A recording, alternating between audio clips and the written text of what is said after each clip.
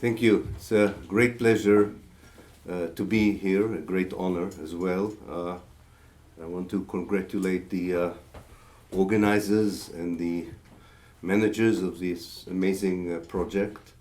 And thank you all for attending this meeting tonight. It's a very depressing topic, as you may imagine. What are the chances for peace in Israel and Palestine?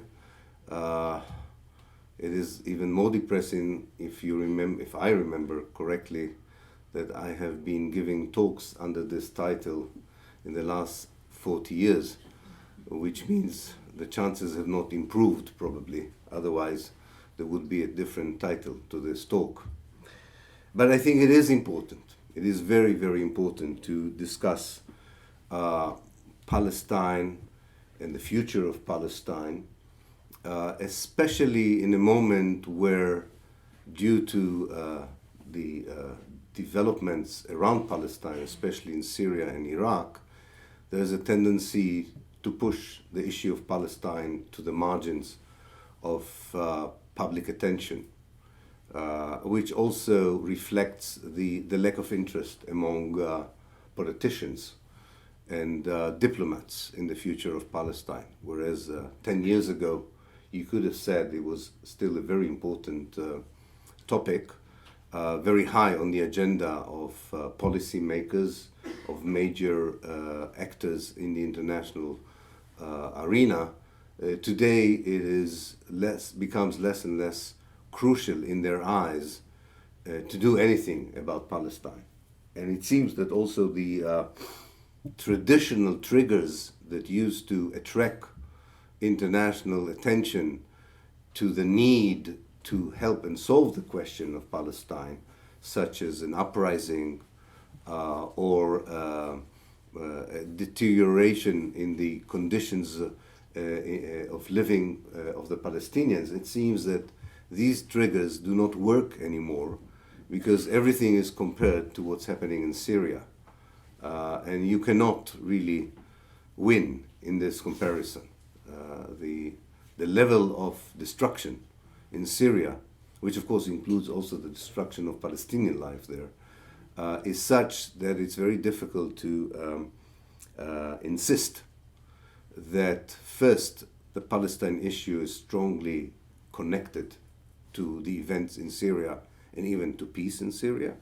And secondly, that the atrocities in Palestine have not started 3 or 4 years ago, but have been going on for a century. And therefore, they may not seem always as dramatic and as cruel and brutal as they do seem today in Syria.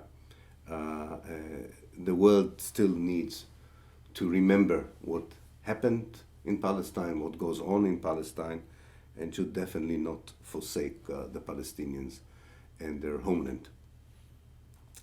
So it's obvious that the first answer to the question of the chances of peace is connected to developments outside of Palestine.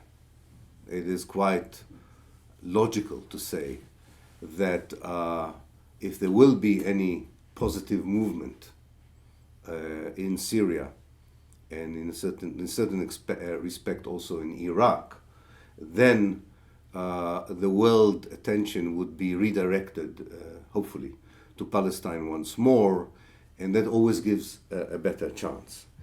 But this is, I think, only one trigger that can enhance the chances of peace and reconciliation.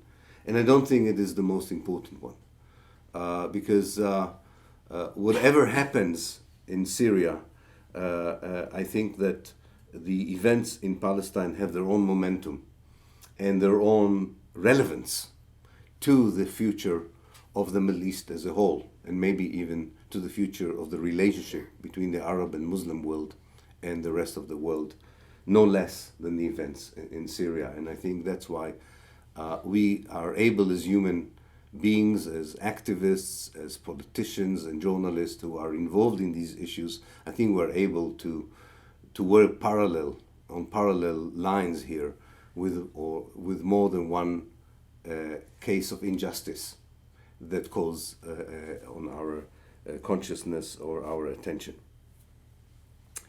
And there are more important elements which are missing, I think, and I would like to highlight them tonight, which for me are the main obstacle for peace. And they are not all related to the kind of usual suspects, if you want. Most people would say, well, you need to see a change in American policy if you want to see any chance for reconciliation in Israel and Palestine. Other people would say you need the Palestinian issue of unity to be resolved. You need a more united Palestinian front. You need a more authentic Palestinian representation in order to move or to enhance the chances of peace. And I think both issues are correct.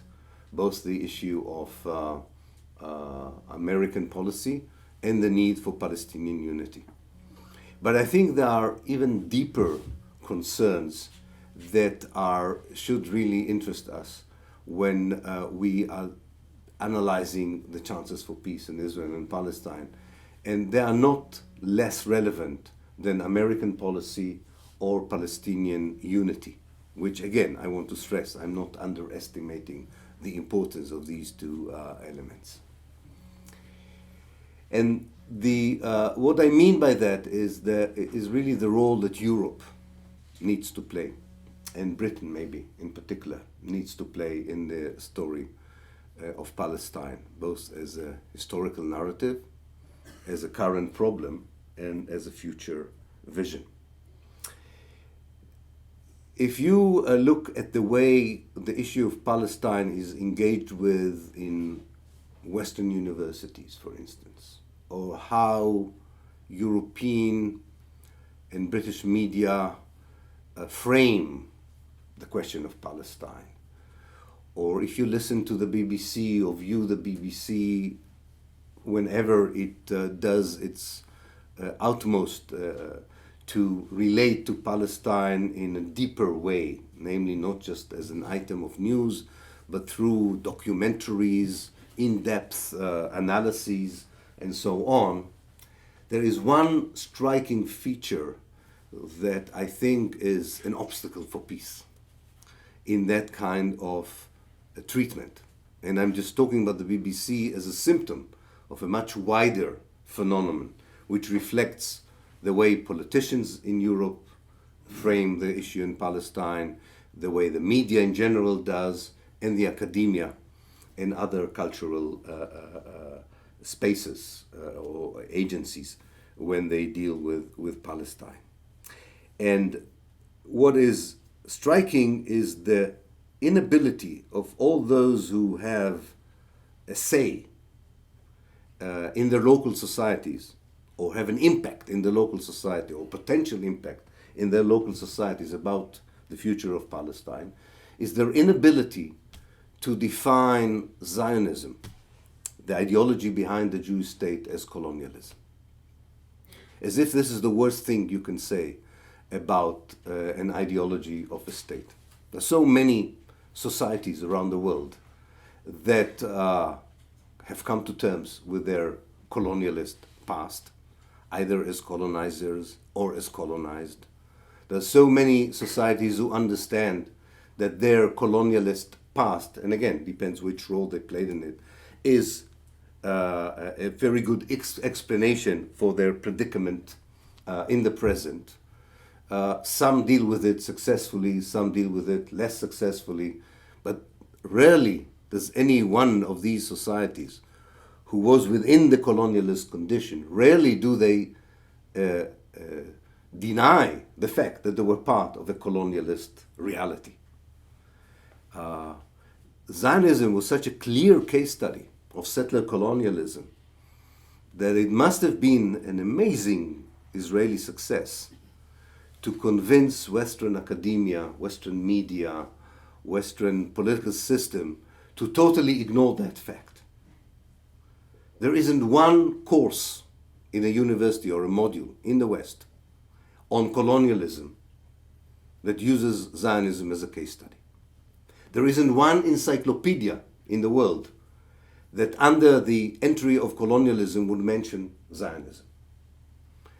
This is such a fabrication of history that if you understand its power, you will understand also why it is so significant, no less than American policy and no less than the lack of unity on the Palestinian side.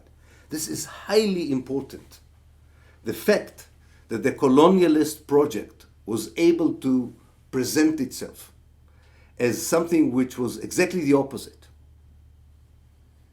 as actually a victim of colonization, rather than the colonial power itself, explains a lot of the exceptionalism, the immunity that it won throughout the years for its project in Palestine. And the peace process had totally ignored this historical fact. And by ignoring the historical fact, it allowed the colonization to deepen, to go further, to such an extent that, of course, it's even more difficult to decolonize Palestine today than it was 50 years ago or 70 years ago. I can't think of another peace process in the world which had no relevance whatsoever to the problem as the Israeli-Palestinian peace process. So many people owe their careers to this process, including the illustrious Tony Blair.